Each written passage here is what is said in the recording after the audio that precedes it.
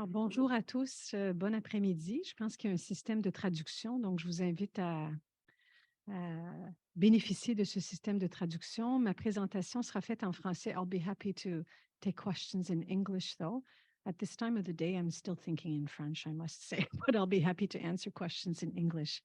Donc, je voudrais commencer peut-être en remerciant les organisateurs de cette conférence, notamment la professeure Colleen Flood et toute son équipe aussi. Je pense que c'est une conférence dont la thématique est extrêmement pertinente. I must first start by saying that I'm not a lawyer, I'm a psychologist, very much interested in anything that relates to discourses, public discourses, and how public discourses can shape reality and create some kind of symbolic limitations and boundaries. So that will be the focus of my presentation today. As a psychologist, also, I've been doing a lot of work with my colleagues on the issue of ageism that relates to stereotypical views and age-based discrimination, particularly targeting older adults. We've documented the prevalence of ageism either in the workplace or in the context of long-term care facilities as well.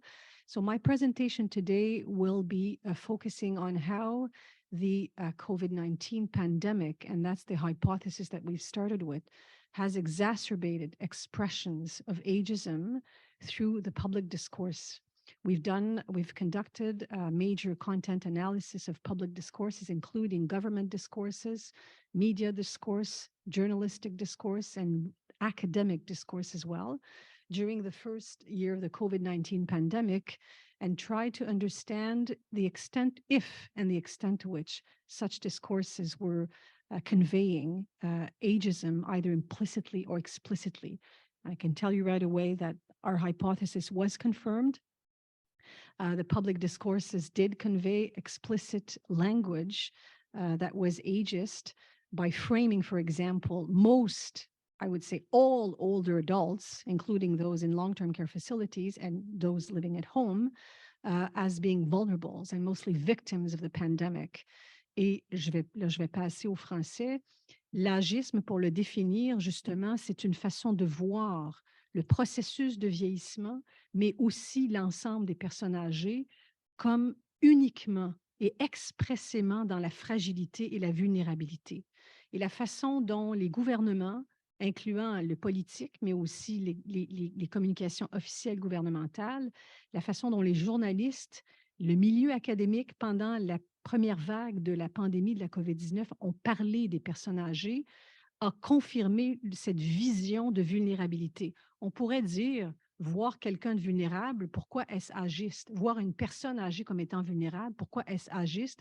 Puisqu'il y a une part de vulnérabilité au fur et à mesure quand on vieillit. Le problème, c'est quand on homogénise cette vision à l'ensemble des personnes âgées, et donc on n'est plus capable de voir la personne âgée comme ayant une sorte d'agency, une capacité d'agir, de se dire. Et la façon, encore une fois, dont on a parlé d'elle durant la pandémie a cristallisé, c'est l'hypothèse qu'on a fait et qu'on a confirmé, cette vision assez agiste. Donc, voilà. Je reprends un petit peu le contexte de notre réflexion. Pourquoi s'intéresser au discours public? Parce que, comme je le disais en début de présentation, les discours publics ne sont pas neutres. Le langage n'est pas neutre, on le sait. Le langage ne représente pas la réalité. Le langage construit la réalité. Et en période pré-pandémique, on savait qu'il y avait une espèce de vision normative du vieillissement, une espèce d'idéologie, d'hégémonie, de représentation du vieillissement qui était très, très agiste. Les travaux qu'on a menés justement avant la pandémie ont montré qu'on était dans une vision, on reste dans une vision très polarisée du vieillissement.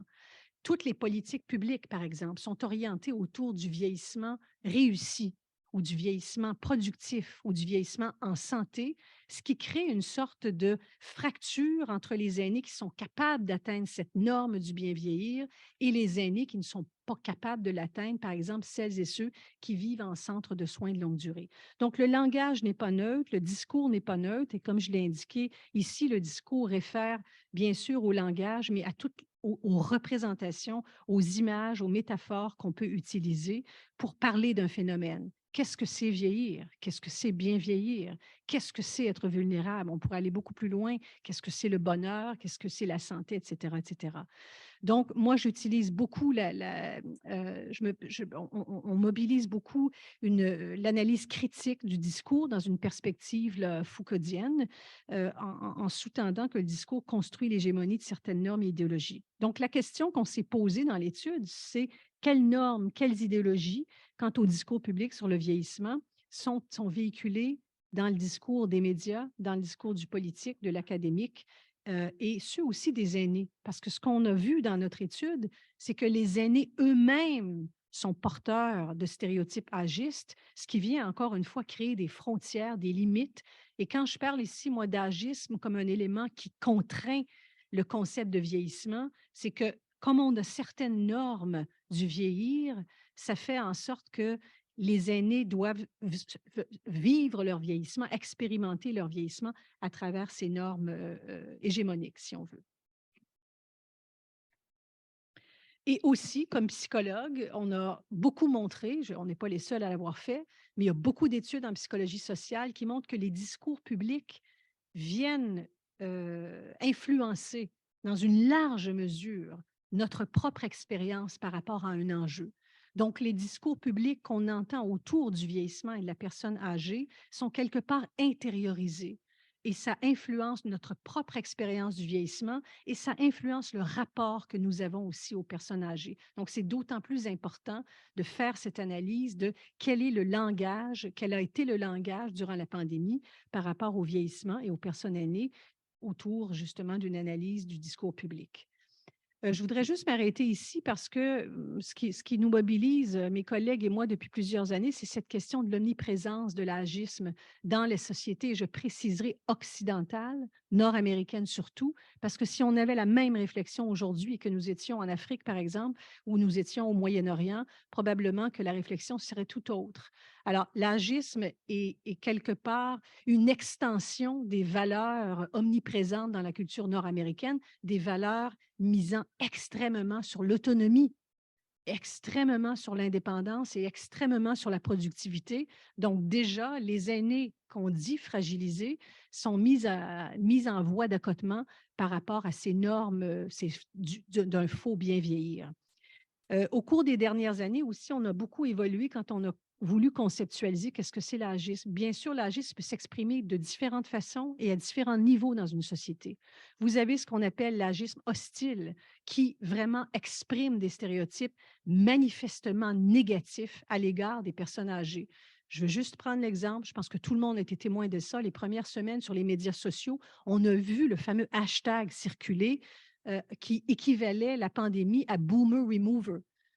Moi, comme psychologue, je me suis posé la question, est-ce qu'on aurait accepté un tel langage par rapport à n'importe quel groupe social? Ma réponse est non. Mais c'est pour vous donner un exemple d'agisme hostile, extrêmement négatif. Un autre exemple pourrait être, par exemple, quand on parle du vieillissement de la population, les démographes ont tendance à en parler comme une espèce de tsunami, une très, très mauvaise nouvelle, sous-tendant encore une fois une espèce de vision homogène du vieillissement uniquement cadré comme déficit, comme perte. L'agisme compassionnel est apparu il y a très peu de temps et c'est un phénomène extrêmement intéressant. L'agisme compassionnel, comme le mot le dit, part de l'idée d'exprimer une compassion envers la personne âgée. Mais la compassion ouvre la voie à des espèces de rapports asymétriques parce que je vois la personne âgée uniquement dans des lunettes de fragilité et de vulnérabilité. Je prends en charge la personne âgée, je prends pour elle des décisions, j'exprime une compassion, mais en bout de ligne, ça atteint l'estime de soi de la personne âgée parce que je lui retire une espèce de pouvoir d'agir ou d'empowerment. Et l'agisme s'exprime aussi, je veux le mentionner, les deux bulles du bas, de manière inter- et intragénérationnelle. Pourquoi? Parce qu'on l'a vu dans les discours durant la pandémie. Non seulement avons-nous observé dans les discours gouvernementaux, médiatiques, de la recherche des aînés, on a vu un agisme se manifester des jeunes vers les plus âgés, mais on a vu un agisme se manifester des âgés vers les âgés, des âgés en santé et vivant, par exemple, embracing the standard of aging well, par exemple, aging healthy, se distancer psychologiquement des aînés en centre de soins de longue durée. Et ça crée comme une espèce de double fracture finalement. Ce n'est pas seulement les jeunes envers les aînés, mais ce sont aussi les aînés envers les aînés que l'on perçoit seulement et uniquement dans leur vulnérabilité. Alors, l'objectif de l'étude, c'était de se demander comment, à partir de toutes ces études en amont, nous nous sommes dit, qu'est-ce que la crise nous dit par rapport à ces cadrages agistes autour du vieillissement des personnes aînées? Donc, nous nous sommes posé la question, comment les aînés, mais aussi le processus du vieillissement, ont été représentés? Comment on a parlé de ceci dans les discours publics pendant la première, deuxième et quasiment troisième vague de la COVID-19? Et est-ce que ces discours étaient empreints d'agisme? Si oui, dans quelle mesure et comment ça s'est manifesté? Je dois préciser que cette étude, en fait, était une commande du gouvernement fédéral d'Emploi et Développement social Canada. Pourquoi je le souligne? Parce que pour moi, comme chercheur qui travaille à lutter contre l'agisme depuis à peu près 20-25 ans, parce que ça reste le point aveugle sur le radar des discriminations, on voit que là, il commence à y avoir un intérêt des gouvernements à lutter contre cette forme de discrimination. Donc, le fait qu'on nous a mandatés pour faire cette étude, pour moi, est un signe relativement positif et je tenais à le souligner ici. Donc, ce qu'on nous a demandé de faire en termes de méthodologie, c'est de faire une analyse de contenu, une analyse de contenu des critiques des discours publics, des articles d'opinion rédigés par des journalistes, des articles d'opinion rédigés par des aînés eux-mêmes et des associations défendant les aînés, des articles rédigés par nous-mêmes, les chercheurs, qui sommes porteurs aussi de stéréotypes. Les gérontologues sont très porteurs de stéréotypes envers les aînés, accent souvent leurs études sur les déficits du vieillissement. Les articles découlant des points de presse, donc du politique comme tel, mais aussi les communications officielles qui étaient rédigées par différents paliers gouvernementaux. Donc, nous sommes passés d'est en ouest. Ça incluait les points de presse du gouvernement Trudeau, ça incluait les points de presse de M. Ford, de M. Legault, de l'ensemble des provinces. Bien sûr, comme nous étions contraints dans le temps, il a fallu faire une sélection aléatoire. Là, on a analysé 110 documents écrits. Donc, 20 tirés des médias, 20 des aînés, 10 du milieu académique et 60 du gouvernement, divisé égal là, en termes de points de presse et de gouvernement et de communication officielle. On a sélectionné aléatoirement 3 périodes de l'année 2020, divisant ces 110 documents. Donc, on a regardé le pic de la première vague au mois d'avril, où est-ce qu'on était vraiment dans le chaud de la crise, malheureusement. La deuxième période était mi-septembre, mi-octobre, et ensuite, on a ciblé début décembre 2020. On a choisi aléatoirement ces articles à travers ces 3 périodes-là. On a construit une grille de codage. Nous avons tout analysé avec le logiciel NVivo, que je pense qu'à peu près tout le monde, c'est un outil incontournable pour faire de l'analyse critique de discours en termes de discours, en termes de contenu. Et on s'est posé les questions, quels sont les domaines, quels sont les thèmes majeurs qui ressortent de l'ensemble de ces discours? Est-ce qu'on voit un agisme qui est exacerbé ou ce qui serait encourageant, un agisme qui est critiqué, parce que la crise n'a pas eu que du mauvais. Oui, en tout cas, elle a peut-être réduit les frontières en termes de perception du vieillissement, mais on a vu des voix s'élever pour élargir les représentations du vieillissement. Quel était le cadrage du processus du vieillissement? Est-ce qu'on le cadre avec une certaine tonalité positive ou on reste vraiment dans des focus ou des angles qui sont très orientés vers le déficit? Comment on parlait des aînés dans le discours public? Et ça, c'est une question fascinante.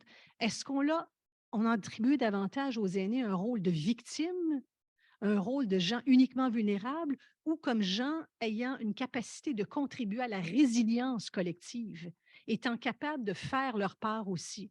Ce qu'on a vu, c'est que la majorité des articles, malheureusement, cadraient les personnes aînées comme finalement la société se sacrifie pour les aînés. Donc, on les cadre encore de manière homogène du côté des vulnérables et des victimes, ce qui est une forme d'agisme compassionnel, mais qui est une forme d'agisme comme tel. I just want to make sure that I'm either going to go very fast or going to go very slow. How much time do I have left? 3 minutes. Okay, I'm going to go very fast.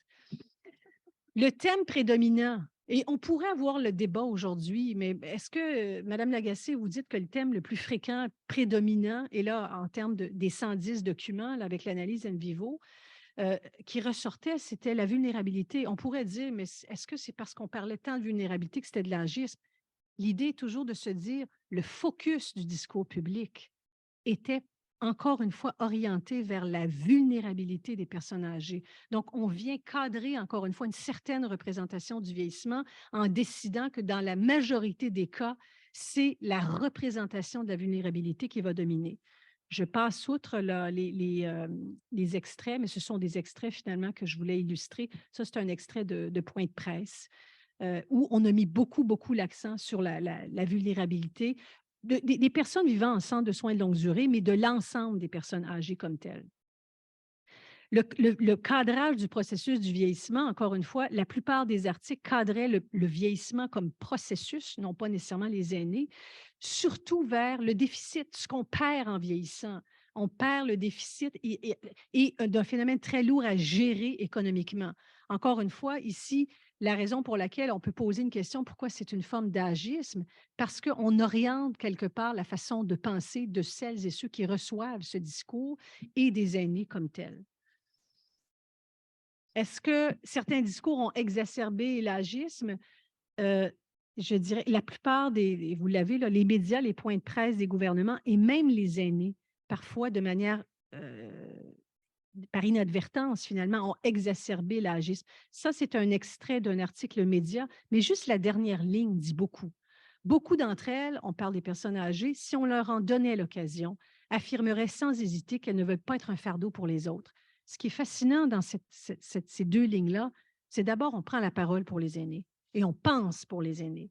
Et on présume déjà qu'ils sont un fardeau et on présume en plus que, donc, elles ne voudraient pas pour les autres être un fardeau. Donc, il y a vraiment une forme d'agisme, une minute, oui, d'agisme compassionnel ici. Je vais résumer, en fait, malheureusement, parce que j'ai plus le temps. Donc, ici, vous avez le sommaire des résultats. Le thème de la vulnérabilité qui est omniprésent, les aînés qui sont dépeints surtout comme des victimes dans la majorité des communications examinées. Oui, les universitaires comme nous critiquaient l'agisme et reconnaissaient son impact négatif. Donc, ça, c'est le bon côté de l'analyse des discours publics. Les aînés ont aussi critiqué l'agisme. Mais ce qui est intéressant, comme je le disais en début de présentation, c'est que les aînés ont critiqué l'agisme, mais ce sont les aînés en santé qui se sont levés et qui ont dit We have nothing to do with the people living in long-term care facilities. We are healthy. We are older adults healthy and autonomous. Donc, ça crée une sorte de fracture. Il y a des théoriciens actuellement qui travaillent en Grande-Bretagne qui parlent d'un agisme du quatrième âge. Les cibles de l'agisme ne seraient plus les gens qui ont 60-70 ans. Ce seraient les gens de 85 ans vivant dans des centres de soins de longue durée qu'on met hors société finalement à travers ce discours. Et je vais conclure ici. Donc, c'est la conclusion qu'on a tirée. Les discours publics durant la pandémie ont accentué une représentation très polarisée entre un vieillissement réussi et un vieillissement échec. Point d'interrogation, on a vu poindre une forme d'agisme du quatrième âge, omniprésence des représentations de vulnérabilité, de fragilité, qui viennent, encore une fois, réduire les frontières de vie des personnes âgées. Ce sont des frontières symboliques dans lesquelles ils sont emprisonnés. Merci beaucoup.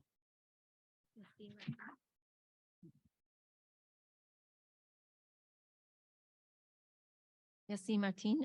Next, we'll have Adelina Ifteen. She's speaking of governmental priorities, human rights, and social control, prison responses to the COVID-19 pandemic.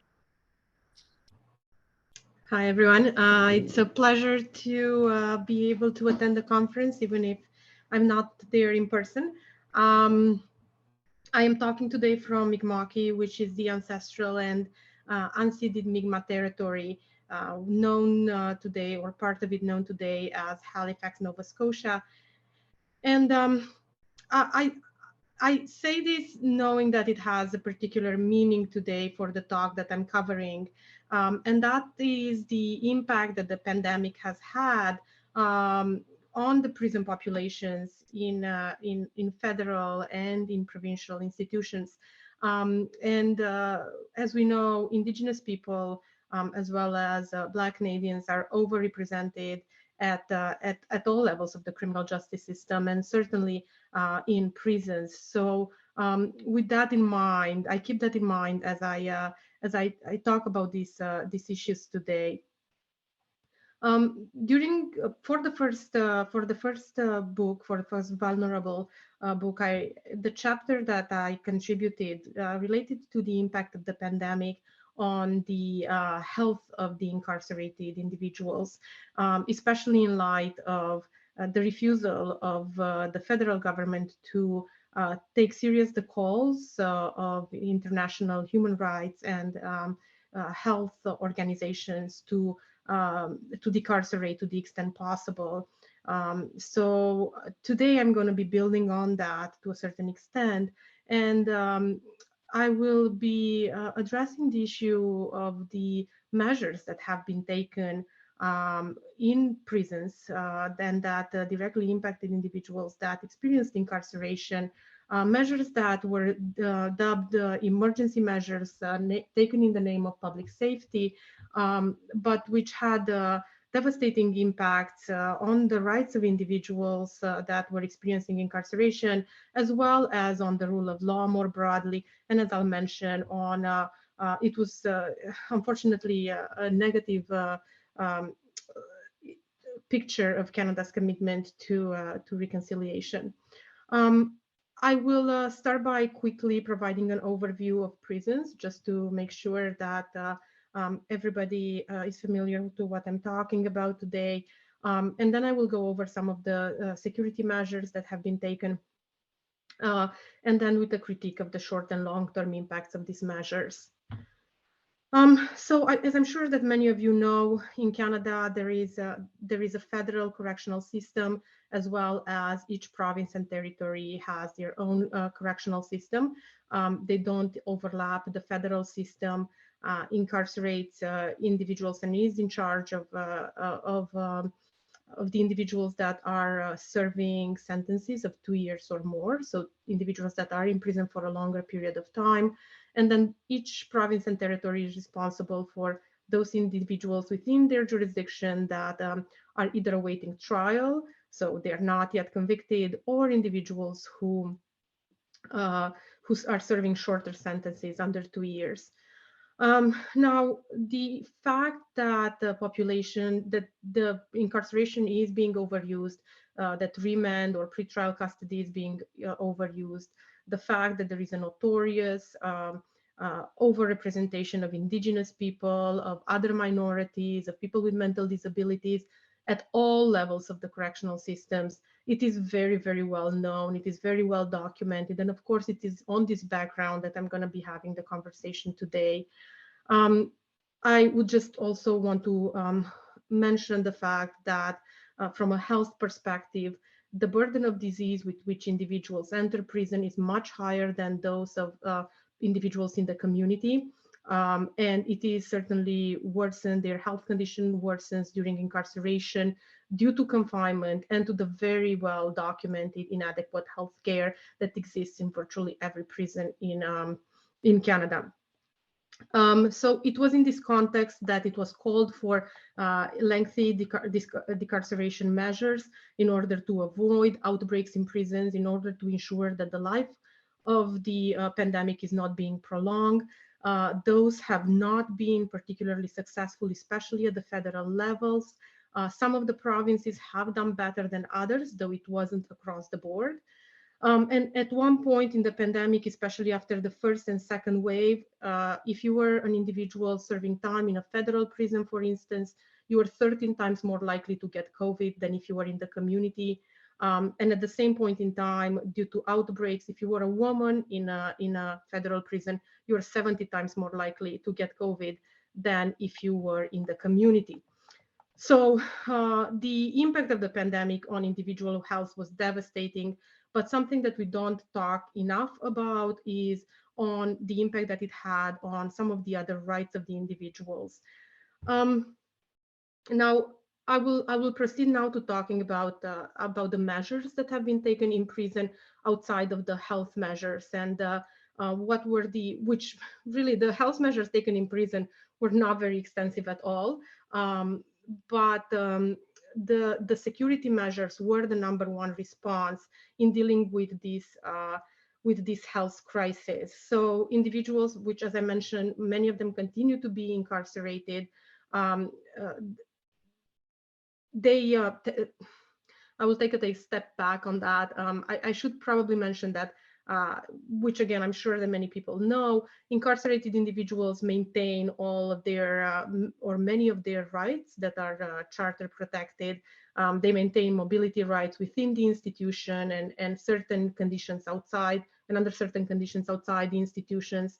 And of course, the source of their rights is federal, provincial statutes, but also the charter and international instruments, right? So the individuals have the right to be detained in the least restrictive form of confinement for their security level.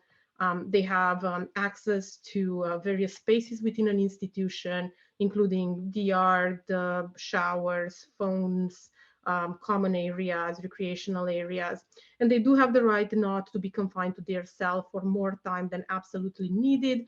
And that time is regulated and strictly regulated, I should say, by national and international norms.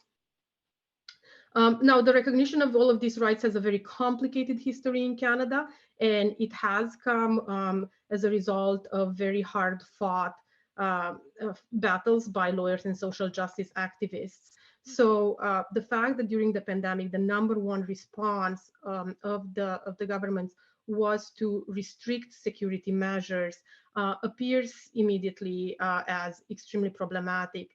Many of the rights of the individuals incarcerated were suspended, interrupted, or indefinitely withdrawn. They have not been returned in many cases yet, or not fully. And even though they were framed as emergency measures taken in the name of public safety, they were often the product of discretionary decisions made by commissioners, deputies, or institutional heads.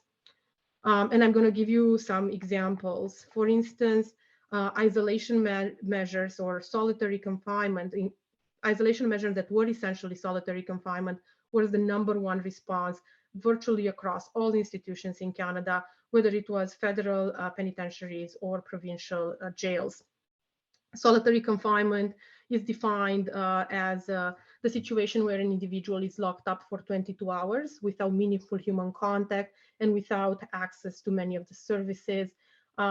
Because of the proven effects of isolation on mental and physical health, the international documents have deemed that prolonged solitary confinement, so over 14 days, they define it, or indefinite without having an end, are considered torture. And of course, torture is prohibited, including during a pandemic. That, however, has been the default measure taken by the governments related to incarcerated people. So upon arrival to institutions, every individual was isolated for, and in some places they continue to be for 14 days. And of course, these were not quarantine conditions. They were conditions no different than solitary confinement, 22 hours a day, no meaningful human contact, and very little, if any, access to services. In institutions where there was an outbreak, the institution was brought into a full lockdown, meaning that nobody was allowed out of their cell for weeks, including for showers, phone calls, contact with their lawyers, or mental health services. The Office of the Correctional Investigator, that's the prison ombudsperson, independent from corrections, reported that in federal prisons, even where the institutions were not, even where the individuals were not in lockdown, they still had a very significant they were locked in their cells for very significant periods of time, sometimes for weeks on end, without access to phone calls and even to their lawyers or their family. The other aspect is the fact that there was a suspension. In addition to isolation, all the programs were suspended. So whether those were programs that had to do with their correctional plans for their rehabilitation, or temporary work leaves outside of prisons, or institutional work programs, preparation for release programs, all of those were curtailed during the pandemic. And that translating into the fact that individuals had to stay at higher levels of security. To drop down in security level, you have to prove that your risk level has decreased. And that's often being done by engagement with various programs to show that you are being productive. And that was not possible for no fault of individuals who ended up staying in higher levels of security for long periods of time. The same thing They were not able to complete their correctional plan. Without the programs on their correctional plans, people were not able to apply for early release. So they ended up staying in prison for longer periods of time than their first parole eligibility date. So many of these issues really impact more than just the residual liberties of individuals. People, as I mentioned, really ended up staying for longer than necessary in prison or longer than the law required in their cases. And also, in some of the cases, even for those that managed to complete programs, parole hearings were delayed due to shortages for months in a row. And there were a lot of reports of people that were granted release, but they were still in custody due to administrative complications and issues. So again, quite longer than the period that they were supposed to be in prison for. There was a general, prisons were closed to all visitors. That included lawyers for a very long period of time. For instance, here in Nova Scotia, in the province, the lawyers were not able to see their clients for a year. In some places, I know this continues to be very restricted. Access to phone calls, if you had an hour or two of access, you might not reach your lawyer during that time. This is particularly problematic in provincial places where individuals are awaiting their trial. And of course, this speaks to an inability to access the procedural access to justice rights of these individuals that has impacted significantly the times for trials and for sentencing, but also potentially the quality of their defense. Just to wrap it up, I'm going to talk about some of the implications of these measures. And of course, this is a very regressive step in the fight for social justice.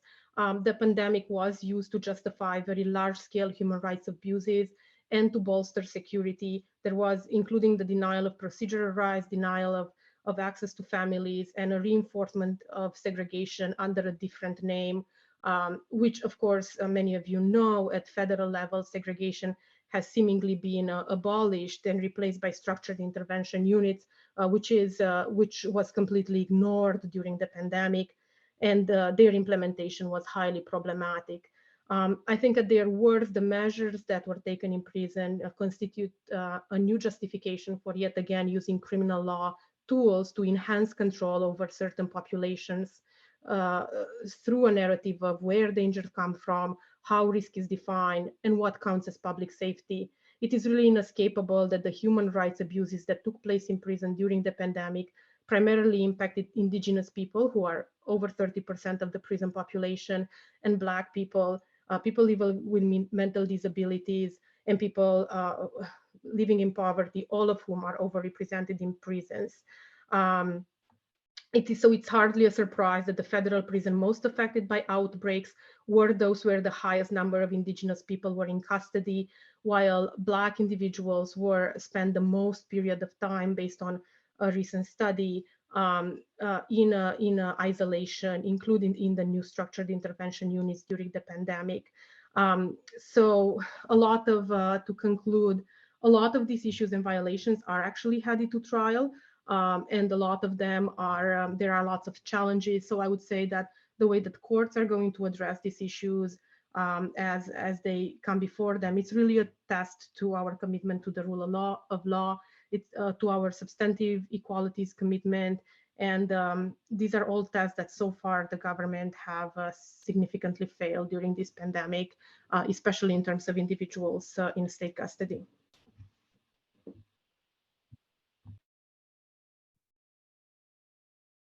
Thank you, Adelina.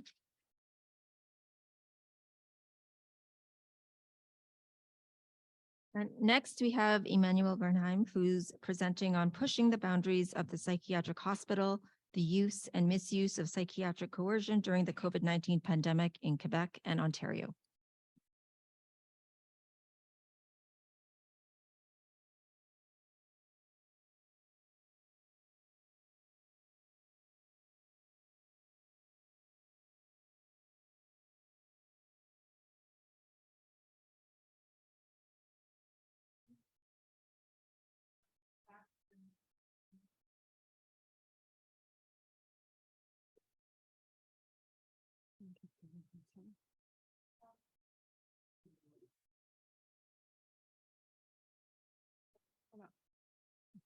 Thank you, merci. Bonjour. Alors, je suis bien contente d'être avec vous aujourd'hui pour parler de la situation de l'utilisation de la psychiatrie, je dirais, coercitive durant la pandémie de COVID-19. Je vais en fait vous parler brièvement d'une recherche que j'ai menée sur l'utilisation de l'hospitalisation et des traitements involontaires ordonnés par la Cour durant la pandémie en Ontario et au Québec. Peut-être juste dire pourquoi comparer ou pourquoi analyser ensemble ces deux provinces. C'est que les systèmes de ces deux provinces sont très différents. L'intervention de la Cour se fait à des moments différents et le pouvoir de la Cour n'est pas le même non plus. Je n'entrerai pas dans les détails, mais je pense que c'est intéressant de regarder justement dans des contextes juridiques très différents. Est-ce qu'on a mobilisé ces mesures exceptionnelles de traitement et d'hospitalisation involontaire de la même façon ou différemment pendant la pandémie? Donc, je peux vous dire maintenant que ça a été très semblable et donc je ne ferai pas la différence finalement entre les pratiques ontariennes et québécoises, justement parce que on a mobilisé l'hospitalisation involontaire, surtout, mais même les traitements involontaires de la même façon. Alors, peut-être juste pour mettre en contexte, pourquoi c'est important de se poser cette question aujourd'hui? C'est que déjà, on est dans un contexte où l'utilisation des traitements et de l'hospitalisation involontaire est en pleine croissance dans la plupart des pays du Nord, y compris chez nous, au Canada, et notamment en Ontario et Québec. Donc, en Ontario, les hospitalisations involontaires ont augmenté de 75 % de 2009 et 2013, ce qui est énorme. Et au Québec, les hospitalisations involontaires ont augmenté de 29 % et les soins forcés de 45 % entre 2015 et 2020. Donc, une tendance qui était déjà notée, qu'on pouvait déjà observer au début des années 2000, mais qui ne fait que progresser depuis cette époque-là. Et donc, c'est intéressant de voir comment est-ce que, justement, ces mesures-là ont pu être mobilisées pendant la pandémie, alors qu'on avait quand même, dans les deux provinces, des systèmes différents, mais qui permettaient quand même de mettre en quarantaine obligatoire des personnes qui étaient à risque de contracter la COVID ou de la transmettre. Donc, on avait quand même d'autres outils juridiques à notre portée pour intervenir auprès de personnes concernant la COVID seulement. J'aimerais juste mentionner aussi que les frontières, je dirais, de l'hôpital psychiatrique sont brouillées depuis de nombreuses années maintenant, en fait, depuis la fin des années 70, je dirais, depuis que la désinstitutionnalisation a commencé et qu'on a coupé le nombre de lits psychiatriques et qu'on a trouvé d'autres moyens, finalement, d'intervenir coercitivement, donc contre le gré des personnes, pour les forcer, notamment à prendre des traitements, de plus en plus souvent dans la communauté. Ces mesures-là peuvent impliquer des hospitalisations à volonté, entre guillemets, selon ce que les psychiatres vont considérer comme étant nécessaire. Donc, ça peut être toute une palette de choses qui peuvent être imposées à une personne à l'extérieur des frontières de l'hôpital psychiatrique, mais quand même sous supervision des psychiatres et dans un contexte psychiatrique. Ce qui est important aussi de considérer, c'est que ces pouvoirs que les psychiatres ont, parce que c'est vraiment eux qui vont déterminer qui et quand on va mettre en œuvre ces moyens-là, sont absolument exceptionnels. Il n'y a aucune autre institution qui peut aller aussi loin dans la contrainte. Évidemment, le système pénal peut le faire, mais il ne peut pas imposer des traitements. Le système aussi de protection de la jeunesse peut le faire sans imposer nécessairement des traitements, peut le faire aussi, imposer des traitements, mais pas sous les mêmes conditions. Bref, les psychiatres sont les seuls médecins à détenir ce pouvoir-là et je pense que c'est important de le noter. C'est un pouvoir absolument exceptionnel et ses frontières et son étendue est vraiment, je pense, plus grand que ce qu'on considère de façon générale. Donc, ce que j'ai fait, c'est que j'ai été chercher les décisions ontariennes et québécoises concernant les soins et les hospitalisations forcées. Je n'entrerai pas dans tout le détail du nombre de décisions, juste peut-être dire qu'elles ont une forme un peu différente parce qu'au Québec, beaucoup de décisions sont rendues oralement, donc elles sont très courtes. En Ontario, les décisions sont écrites, elles sont généralement plus longues. Puis au Québec, il y a beaucoup de décisions qui ne sont pas publiées.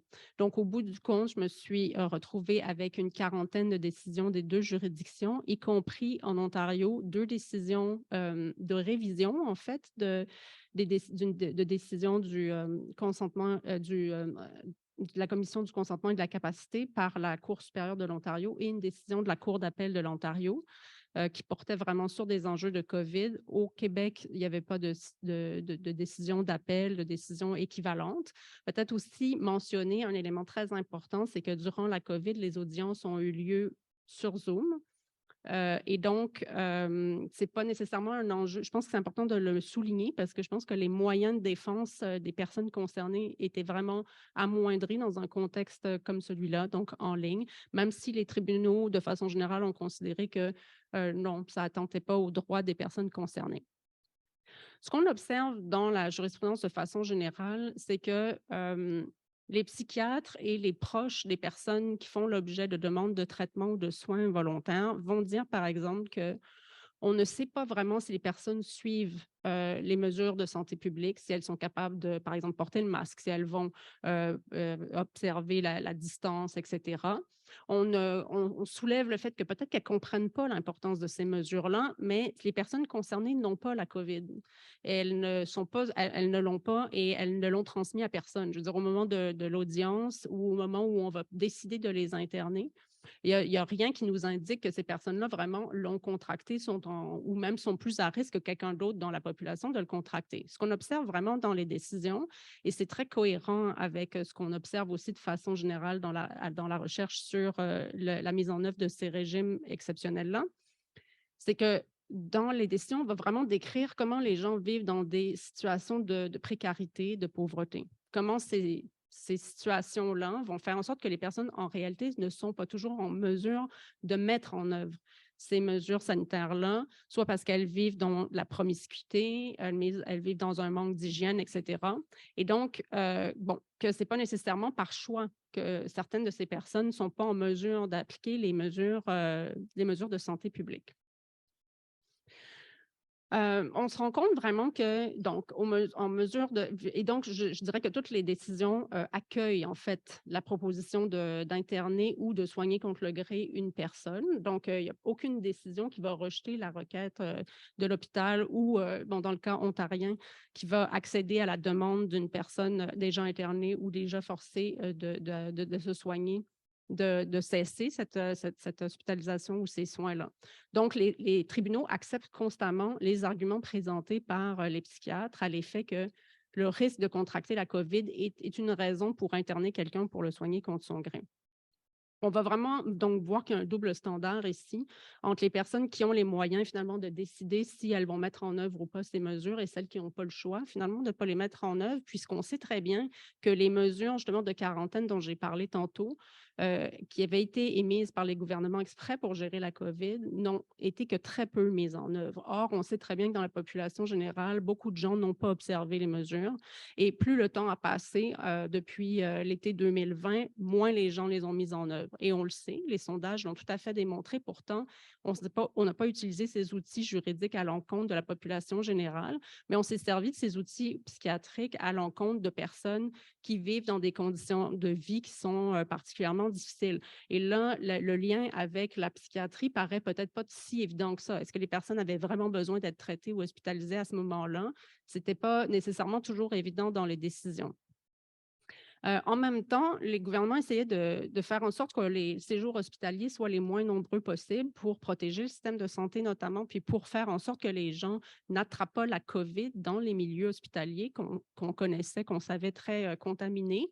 Or, ce que ça a donné dans le milieu psychiatrique qui n'est pas du tout préparé à des mesures de quarantaine, par exemple, c'est que les gens ont été isolés dans leur chambre pendant des mois parfois.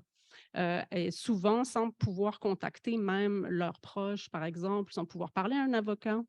Et ces mesures-là ont été, un peu comme il a été dit tantôt pour les prisons, ces mesures-là ont été poursuivies pendant des mois et des mois, même si la population générale, elle, sortait de son confinement. Et puis, il y a eu de nombreuses contaminations à la COVID-19 dans les établissements psychiatriques. Donc, il y a des personnes qui ont été hospitalisées parce qu'on disait qu'on voulait les protéger de la COVID et qui finalement l'ont attrapé sur place. Donc, ce qu'on observe qu'est-ce que ça veut dire finalement ces pratiques judiciaires-là? Donc, on se rend compte que dans certains cas, on a argumenté qu'on voulait protéger de la COVID-19 certaines personnes, alors que dans d'autres, on a délibérément exposé des personnes à la COVID. Donc, c'est le cas ici d'une personne qui a appelé d'une décision du consentement de la Commission du consentement et de la capacité de l'Ontario en disant donc finalement les conditions dans lesquelles on la plaçait qui l'obligeait à voyager énormément pour aller à ses rendez-vous dans le cadre de son ordonnance de traitement, l'exposait à la COVID-19. C'est donc des arguments que la Cour a acceptés en révision en disant que la Commission avait eu tort de forcer une personne pour protéger sa santé mentale à s'exposer à la COVID-19 finalement. Dans d'autres décisions qui sont équivalentes, en fait, dans les faits, la Cour refuse cet argument-là et accède à l'argument des hôpitaux qui vont dire, du psychiatre dans ce cas-ci, qui dit que il faudrait qu'on ait la preuve vraiment tangible du fait qu'il y a un risque d'exposition particulier à la COVID-19. Dans cette décision-ci, la Cour dit, mais on n'a pas besoin de faire cette démonstration-là puisqu'on a des mesures de santé publique pour nous protéger et qu'elles impliquent une distance sociale. Donc, on n'a pas besoin de démontrer ce risque. Dans d'autres décisions, la Cour dit, effectivement, vous devriez être capable de présenter une preuve très tangible du risque d'attraper la COVID-19, par exemple, si vous vous rendez à des rendez-vous médicaux. L'équivalent n'est pas fait, par contre, la Cour n'exige pas le même niveau de démonstration lorsque, par exemple, les psychiatres argumentent que quelqu'un est à risque d'attraper la COVID-19 dans son milieu de vie. Donc, il y a vraiment un déséquilibre de ce côté-là.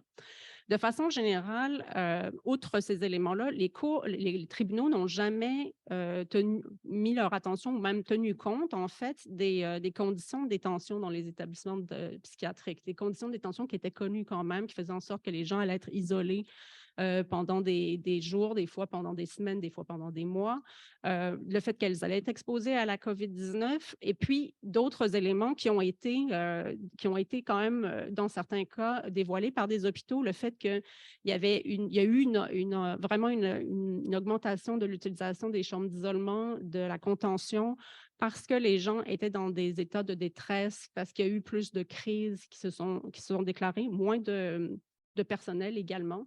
Donc, on a eu recours à des mesures coercitives encore plus souvent que d'habitude. Donc, des conditions finalement d'hospitalisation particulièrement pénibles, particulièrement difficiles qui étaient connues et que les cours ont tout simplement ignoré systématiquement. Donc, on va approcher le risque de façon complètement différente. Est-ce que le risque, c'est celui qui est… donc, autrement dit, quand il s'agit d'ordonner une mesure coercitive, on va accepter un niveau de risque qui est très faible, qui n'est pas démontré d'aucune façon, de toute façon, qui serait impossible à démontrer. C'est vraiment complètement hypothétique de dire que quelqu'un pourrait attraper éventuellement la COVID là où elle vit. Puis, on va exiger des niveaux de preuves beaucoup plus forts lorsqu'il s'agit de rejeter une telle demande. Donc, il semble quand même que les cours soient de façon générale plus concernés par le fait qu'une personne vivant dans une situation de marginalité puisse transmettre la COVID-19 au public, à la population générale, que le fait que cette même personne puisse l'attraper dans un contexte hospitalier. Pour finir, ce que j'aimerais dire, c'est qu'en fait, c'est impossible en fait d'étendre de cette manière les frontières de l'hôpital psychiatrique sans l'aide et le soutien du droit et des tribunaux. Les tribunaux ont vraiment un rôle central ici à cause des cadres juridiques tels qu'ils sont aujourd'hui. Et donc, ce qu'on observe ici, c'est que la Cour accepte tellement facilement en fait, des arguments qui sont extrêmement loin, très éloignés en fait, des concepts juridiques sur lesquels ils devraient se fonder pour prendre de telles décisions, que ça paraît assez évident finalement que dans le futur, de nouveaux arguments pourraient être mobilisés pour créer de nouvelles pratiques, pour permettre d'appliquer ces mesures coercitives dans de nouveaux contextes à de nouvelles personnes sans que les cours interviennent pour, au minimum, faire une analyse en bonne et due forme de ces critères-là et des arguments qui sont présentés. C'est donc assez inquiétant ce qui s'est passé pendant la COVID. Et si on revient un peu dans le contexte dont j'ai parlé au tout début, qui est une hausse quand même très importante du recours à la psychiatrie coercitive, on peut penser que ça va se poursuivre et peut-être s'accentuer dans les prochaines années. Merci.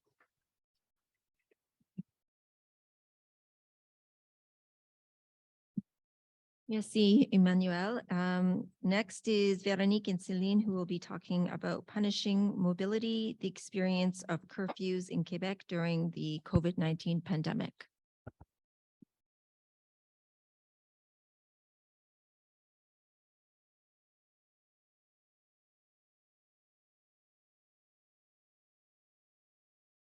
Okay. Thank you. Hi, everyone. Thank you to the organizers of this conference. My name is Véronique Fortin. I'm here with Céline Bello, and we're very happy to be here virtually with you. So in a typical bilingual Ottawa fashion, we will now switch to French. Notre présentation d'aujourd'hui s'intéresse au couvre-feu qui a été mise en œuvre durant la pandémie de COVID-19 au Québec. Après une petite mise en contexte, où on va expliquer notamment les fondements juridiques du couvre-feu au Québec, nous présenterons ensuite certains résultats d'un projet de recherche mené par Céline et d'autres chercheurs, chercheuses, dont moi, et financé par les IRSC et le ministère Santé et Services sociaux du Québec. Donc, ce projet de recherche portait sur la stratégie punitive du gouvernement du Québec au cours de la première année et demie de la pandémie de COVID et a montré que le couvre-feu a eu un impact disproportionné sur les plus vulnérables, notamment les personnes en situation d'itinérance. Le projet de recherche était plus large que ça, mais c'est sur quoi nous allons nous concentrer aujourd'hui. Nous soutiendrons finalement à la fin de cette présentation que le couvre-feu s'avère être une technologie juridique de la frontière, poussant tragiquement certains pans de la population dans des espaces de non-existence et de non-reconnaissance. OK. Donc, la pandémie de COVID-19 a forcé la redéfinition de nos rapports aux espaces publics et privés. En plus du confinement des premiers mois de la pandémie, les autorités québécoises ont imposé une mesure particulièrement draconienne en janvier 2021, soit le couvre-feu. Entre 20 h et 5 h, il était interdit à toute personne, bon, sauf exception, là, de se trouver hors de sa résidence ou de ce qui en tient lieu ou du terrain d'une telle résidence.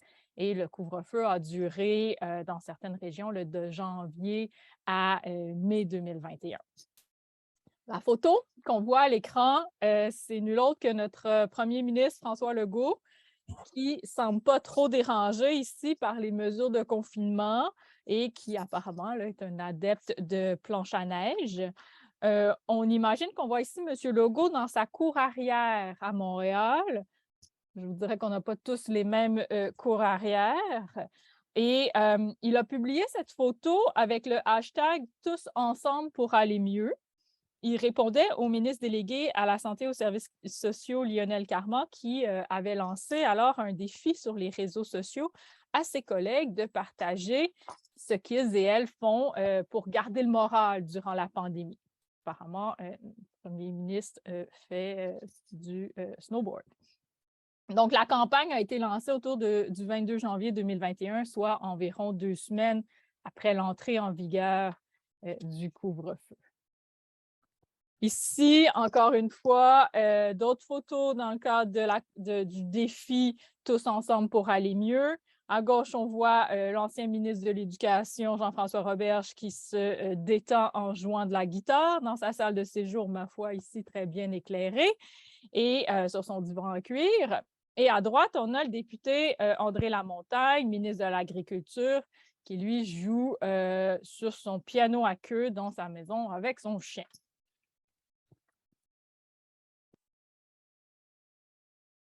Alors que nos dirigeants publiaient ces somptueuses photos sur les médias sociaux, les médias traditionnels révélaient quant à eux la tragique histoire de Raphaël André, un Innu originaire de Matimekouche-Lac-John, trouvé mort à Montréal dans une toilette publique le 16 janvier 2021, alors qu'il était en situation d'itinérance et que le refuge qu'il fréquentait était fermé en raison d'une éclosion de COVID-19. M. André aurait apparemment voulu se cacher de la police durant le couvre-feu. Le contraste entre ça est choquant, brutal, tragique. Il illustre, selon nous, assez bien la frontière spatio-temporelle entre légalité et illégalité qu'opère le couvre-feu. Donc, entre 20h et 5h, une personne trouvée en dehors de sa résidence se trouve dans un espace d'illégalité. Au départ, le décret imposant le couvre-feu prévoyait certaines exceptions. Par exemple, une personne n'avait pas à respecter le couvre-feu si elle se rendait à son travail ou si elle devait sortir son chien. C'est réellement là, une exception dans le décret. Mais il n'existait pas d'exception prévue pour les personnes en situation d'itinérance. Il a fallu en fait une décision de la Cour supérieure exemptant les personnes en situation d'itinérance du couvre-feu pour que le gouvernement bouge et prévoit l'exception dans un arrêté ministériel à la fin janvier 2021. Le non-respect des mesures sanitaires prévues dans des décrets et des arrêtés ministériels adoptés en vertu de la loi sur la santé publique au Québec, toujours dans le cadre de l'urgence sanitaire, donc par exemple le non-respect du couvre-feu, donne lieu à l'émission de constats d'infraction. On parle d'infraction pénale réglementaire ici. Et ils sont passibles d'amende de 1 000 à 6 000 Puis une amende de 1 000 avec les frais qui s'ajoutent, ça donne environ 1 550 au final. Il est difficile de faire des comparaisons, mais selon les chiffres de l'Association canadienne pour les libertés civiles et l'organisation, le collectif Police the Pandemic Mapping Project, il semble que le Québec a été parmi les provinces les plus répressives du Canada entre octobre 2020 et février 2021, répressives en termes de remise de constat d'infraction. Et je passe maintenant la parole à Céline Bello qui présentera les résultats de nos recherches justement sur l'approche punitive durant la pandémie. Merci Véronique. Donc moi, je vais vous parler un peu de ces analyses de constats d'infraction qu'on a étudiées et qui nous ont été remis par le ministère de la Sécurité publique et le ministère de la Justice. Tu vas bouger les slides. Donc, Véronique vient de le dire, l'approche répressive a été importante au Québec et certainement parmi les plus importantes au Canada. Cette diapositive vous montre en fait l'évolution cumulative du nombre de constats d'infraction et on voit clairement que dès le mois d'avril en fait 2020, on a commencé à judiciariser à travers notamment l'interdiction de rassemblement dans les lieux publics et dans les résidences privées et que par la suite, le couvre-feu a mené à une explosion d'émissions de constats d'infraction. En fait, sur notre étude qui avait plus de 30 000 constats d'infraction, près de 25 000 concernent le couvre-feu. Donc, c'est vraiment à travers le couvre-feu qu'on a voulu véritablement marquer une frontière et une façon de concevoir les mesures sanitaires de manière beaucoup plus importante, sans considération finalement pour le fait qu'il existait dans notre société. Et puis ça reprend un peu ce que les gens ont dit précédemment, qu'il existait des personnes qui n'avaient pas de domicile et donc qui ne pourraient pas respecter le couvre-feu, notamment les personnes en situation d'itinérance. L'autre diapositive montre finalement donc tous les motifs qui ont servi à judiciariser des personnes et au Québec durant cette période-là. Donc, le couvre-feu couvrant finalement massivement ces constats d'infraction, mais aussi les interdictions en fait du nombre de rassemblements dans les résidences privées à certains moments ou du nombre de personnes acceptées dans une résidence privée, les lieux publics aussi. Donc, les rassemblements dans les lieux publics qui vont aussi faire l'objet d'une judiciarisation, notamment auprès des personnes en situation d'itinérance, qui, dans les premiers temps de la pandémie, se sont retrouvés très visibilisés dans le contexte de l'espace public, dans la mesure où tout le monde était confiné chez soi, et bien, il ne restait que finalement, dans l'espace public, des personnes en situation d'itinérance qui vont raconter avoir perdu leur repère, perdu les services, perdu la possibilité d'aller aux toilettes, etc. et devant être finalement confinés de manière extérieure, alors même qu'on leur reprochait finalement ce rassemblement dans l'espace public. Le couvre-feu va jouer de la même façon en leur interdisant finalement d'être dans l'espace public sans nécessairement leur proposer d'autres solutions. Ce qui demeure paradoxal aussi ou particulièrement indignant dans le contexte de notre recherche, c'est que malgré l'exemption dont bénéficient les personnes en situation d'itinérance, on a pu finalement repérer dans nos banques de données des constats d'infraction émis en vertu du couvre-feu aux personnes en situation d'itinérance jusqu'au mois de mai, donc jusqu'à la fin du couvre-feu.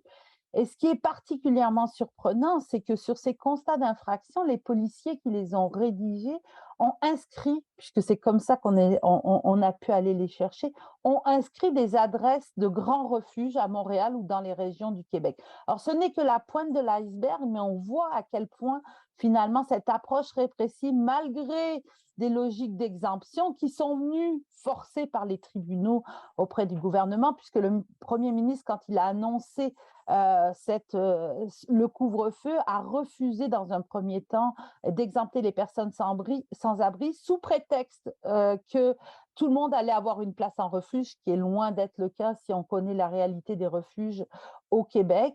Et par ailleurs, il avait peur que des gens utilisent cet argument lors d'une arrestation pour se prétendre itinérants et donc être exemptés. On voit à quel point les arguments et l'importance de mettre en place une logique punitive a considérablement été développée au Québec sans aucun regard sur les conséquences auprès des populations les plus fragiles de notre société.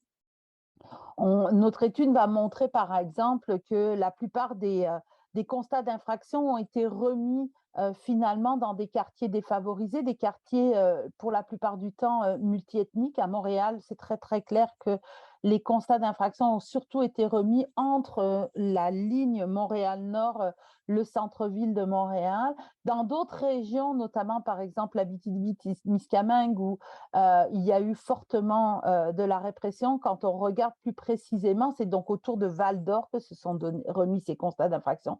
Donc vraiment un nouvel outil qui va permettre de continuer, de poursuivre finalement la répression à l'égard des populations marginalisées et en situation d'itinérance. Malgré des manifestations, le fait que de nombreuses personnes ont condamné finalement cette logique policière, cette dynamique de sécurité publique et de répression à l'endroit des populations marginalisées, il y a fallu finalement attendre que la pandémie se réduise pour qu'on voit se réduire les mesures punitives au Québec.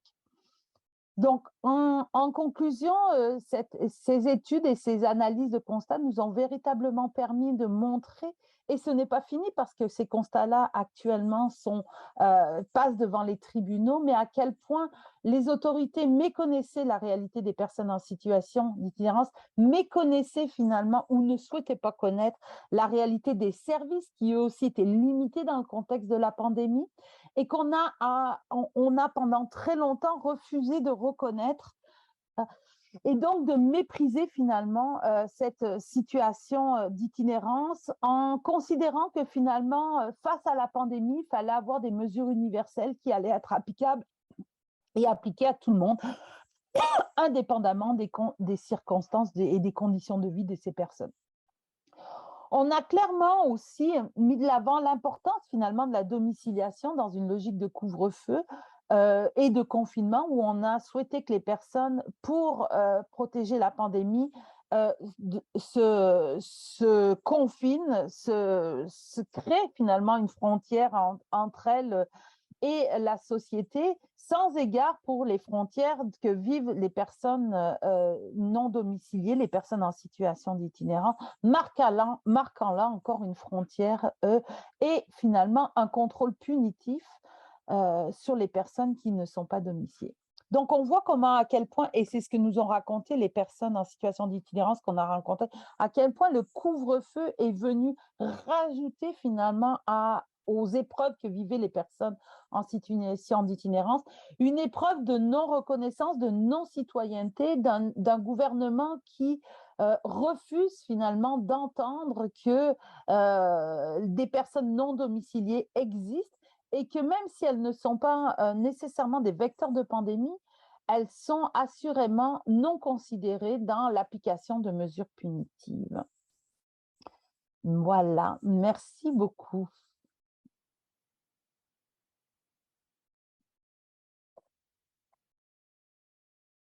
I want to thank all of the panelists for such a rich discussion. Some of the threads that I pulled out were regarding how each of the panelists covered a different space where people were exposed to a variety of different measures, whether old, new, or innovative, that created tensions about whose concerns and public health we should be paying attention to, and a lot of discussion around the efficacy and effectiveness of such measures, and truly an assessment, a critical assessment of the effects that some of these measures had on different populations. So we went from, public discourse to prisons, to psychiatric hospitals, to public space. I want to open it up to questions from both the audience here in person and online. And I invite those of you in person, if you want to pose a question, to please come to the microphone so that everybody can hear the question, to identify who you are posing that question to, and to pose your comments within the form of a question. I invite those of you online to please insert your questions in the webinar chat or the question function on the Zoom webinar.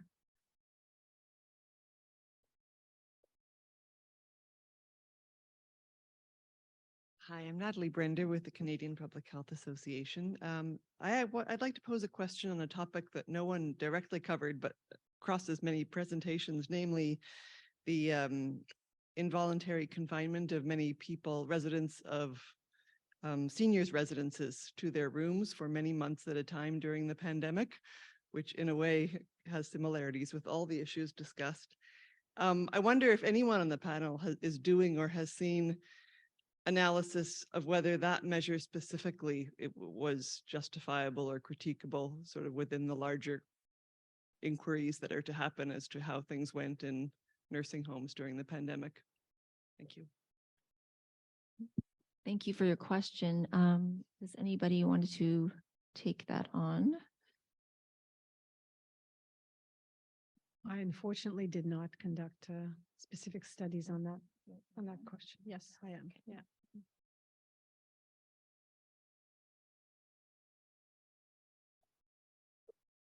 No, sorry, me too. I didn't remember reading on this. I just, on a personal level, I just observed the very negative impact on older adults in long-term care facilities, as I do lots of volunteer work in long-term care facilities, and the very le confinement absurde et extrême. I mean, I was listening to Emmanuel's presentation mentioning, not having any contact for many days with any kind of human being. And that was the case for older adults in many long-term care facilities. We're talking about, they bring them the food at the door, they knock on the door, and the nurse or caregiver just leaves, and the person, and very often in long-term care facilities, they're not necessarily connected to internet. There's no smartphones and so on. So we were talking about being completely cut off of the world. And I have seen, and that's a more anecdotal on a more anecdotal aspect, but one of the older adults that I'm visiting, she, after about 2 months, we were talking on the phone regularly, and she said, well, I'm living on the 5th floor, and I'm very much often now looking to my balcony. She was kind of implying that it was enough for her. She was thinking of committing suicide. I cannot speak on I cannot generalize what I'm saying, but from my own observation, the impact was. And the funny thing, and that for me is a sign of ageism.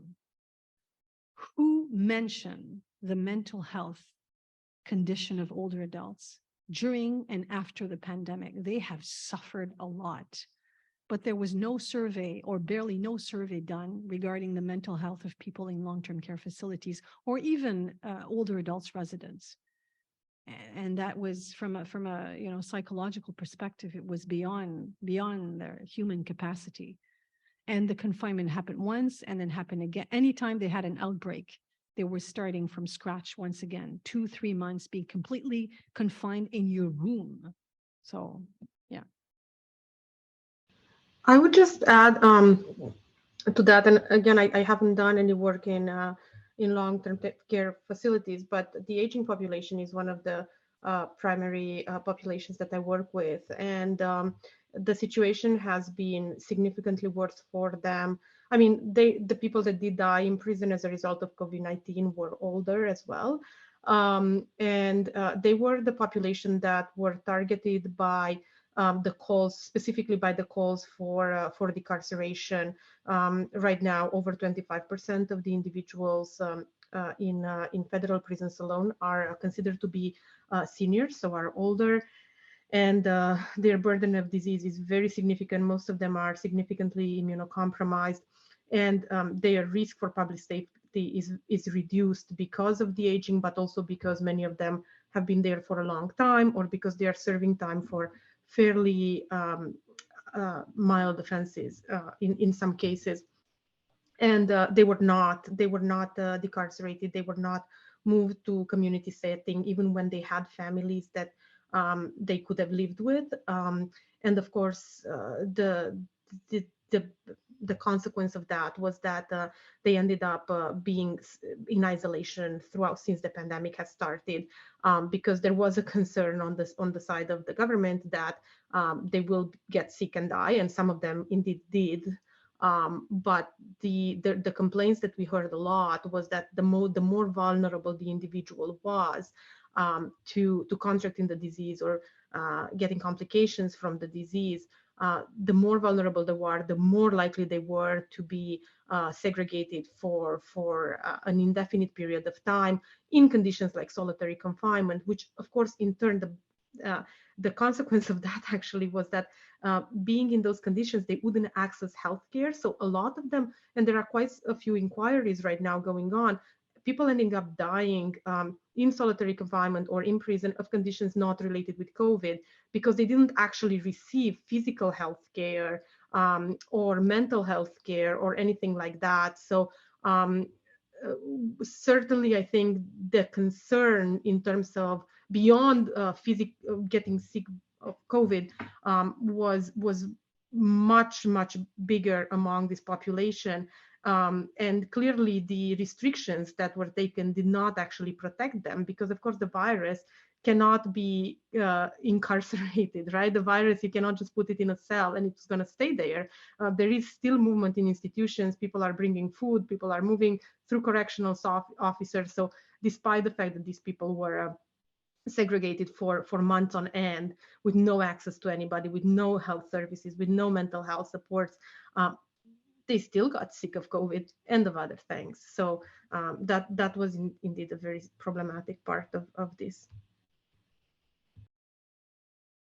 Merci. Ma question va être pour l'ensemble des membres du panel, so I'll ask it in English. Delina can understand it. So I find all your paper very fascinating in how COVID served as a space to reinforce coercive measures and repression that pre-existed COVID, right? So increasing repressive measures that were already in place.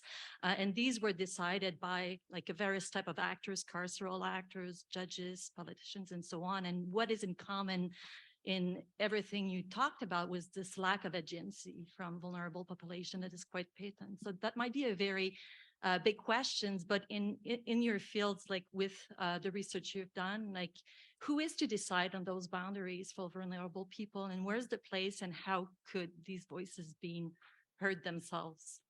So places for agency for future, for this pandemic and for future pandemics. Thanks. I'm just going to respond quickly because following the critical discourse analysis that we have done, we've done a series of focus groups with older adults, and we have asked them, you know, how did you feel about the public discourse during the pandemic? And actually, tu parlais de agency. Eux nous ont dit, never were we consulted on the decisions. And some of them, you know, voice their concerns and the importance of giving them a voice for themselves, but also to you know, to the more vulnerable one. Donc, tout ça pour dire que le discours public a eu vraiment un impact, a negative impact, but also kind of a positive impact because we have seen older adults voicing publicly their concerns and saying, you know, at least we need to be concerned when we're talking about public safety and public measures that are, you know, that are targeting our group per se. Yeah. Anybody else want to comment? It's really a big question, and I think that the strategy for the group, for example, for people with mental illness, will be to get public, because you know, I think that we were thinking that law and courts were the solution, but obviously it's not. So I think that maybe if people knew that, because there's a lot of things that, you know, that are not public right now, I think maybe people will not accept that so easily, saying that we will confine people with no reason, you know, and that they can't access to lawyers, that it's really difficult to access to court, that they can have witnesses, that it's really complicated, you know, that all of this judicial process is theoric. So I think that this is, for me, I think it's the good strategy to try to bring this in the public space. Anybody online want to comment? I mean, in terms of prisons, you know, there's just during the pandemic and outside the pandemic, there is not a lot of room for agency. I think that's the very definition of prison, is create to obstruct and to and to remove any kind of choice and any kind of agency. So I think the problem here was not even so much the input of people, even though quite frankly, there were a lot of discussions. People were in many of the prisons, their voices were heard in, or whoever wanted to listen were made clear. There were strikes in some of the prisons. They were complaints to the extent that they did have access to. They complained to whoever they were able to reach. Information did come out either through ombudsperson people like the Office of the Correctional Investigator in Nova Scotia. We were able to have a phone line here for provincial prisoners, and they did call. They were very active in calling whenever they had a chance to use the phone, which was, you know, an hour a day, maybe sometimes. So they did everything they could. When they could, they contacted family. Their family contacted us. So there was a lot of discussion, and they were really not suggestions. They were calls for help. They were saying, we are dying in here. They were terrified. They were like, you know, we're cooped up. We can see that people are getting sick and are just disappearing to the medical unit. We don't know what's happening. They were stressed. They were worried. So the whole thing is that, yes, voices were loud, but there isn't really, the solution was very clear to everybody and was provided very early on by all these international mechanisms, right? So they were very clearly told, you need to work now on a plan to remove as many people, the ones that are low risk, many of them that are low risk could be moved to community, could be moved back to their homes. There are lots of options, and those were not heard. So I think that's very much on the government, and I think it's on various governments and that's on the short-term solution. But the long-term solution, which I don't see any result out of that, would be to rethink our carceral practices. And I think because basically any reaction you know, to the pandemic, it's a knee-jerk reaction ultimately, one that if we would not be incarcerating the amount of people that we are, and to the degree of vulnerability that they have, we wouldn't have been faced with this problem to begin with. So the pandemic did provide a significant opportunity to rethink all of those issues that we get in. But of course, it doesn't look like that's something that the governments wish to engage with.